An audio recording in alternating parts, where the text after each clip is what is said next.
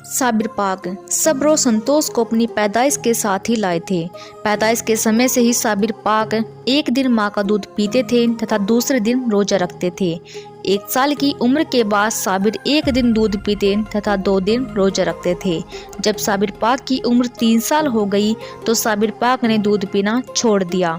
उसके बाद साबिर या तो जौ या चने की रोटी बस नाम के लिए खाते थे, ज़्यादातर रोजा ही रखते थे। 6 साल की उम्र में साबिर के वालिद की मृत्यु हो गई। छोटी सी उम्र में साबिर यतीम हो गए। वालिद की मृत्यु के बाद साबिर खामोश रहने लगे, बस नमाज और रोजे में लगे रहते। शोहर के जाने के बाद साबिर की वालिदा की ज़िंदगी गुर्बत में बीतने लगी, मगर वह किसी से अपनी गुर्बत के बारे में नहीं कहती थी। 3-3, 4-4 दिन में जो भी थोड़ा बहुत खाने को मिलता दोनों माँ बेटे खा लेते थे।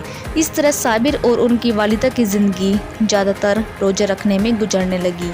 इस गुर्बत भरी ज़िंदगी में गुजर बसर करते हुए साबिर की माँ को एक दिन ख्याल आया कि ऐसी तंग हालात ज़िंदगी साबिर की परवरिश और तालीम होना बहुत मुश्किल है।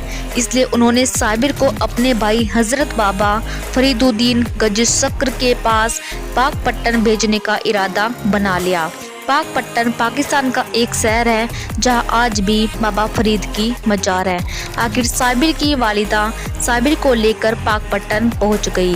उस समय साबिर की उम्र 11 वर्ष थी। साबिर की वालिदा ने भाई फरीदुद्दीन से गुजारिश की कि वह इस यतीम बच्चे को अपने गुलामी में ले ले। बाबा फरीद ने कहा, बहन मैं तो खुद इसे यहाँ लाने की सोच रहा था, तुम खुद इसे यहाँ ले आई, तुमने बहुत अच्छा किया। चलते वक्त साबिर की वालिदा ने कहा, भाई मेरा साबिर बहुत शर्मीला और खाने पीने के मामले में बहुत लापरवाह है, जरा ख्याल रखे। बाबा फरीद ने तुरंत साबिर को बुलाया और उनकी वालिदा के सामने ही साबिर को हुक्म दिया, साबिर जाओ, आज से तुम लंगर के मालिक हो जाओ, लंगर का इंतजाम करो और उसे तकसीम करो। यह सुनकर साबिर पाक की वालिदा बहुत खुश हुई और खुशी खुशी अपने घर लौट गई। इसके बाद साबिर पाक रोजाना अपने हुजरे से बाहर तशरीफ लाते थे और लंगर तकसीम करते, फिर हुजरे में चले जाते। साबिर पाक हुजरे का दरवाज़ा बंद करके तन्हा रहते थे। साबिर लंगर तो तकसीम करते थे मगर खुद नहीं खाते थे।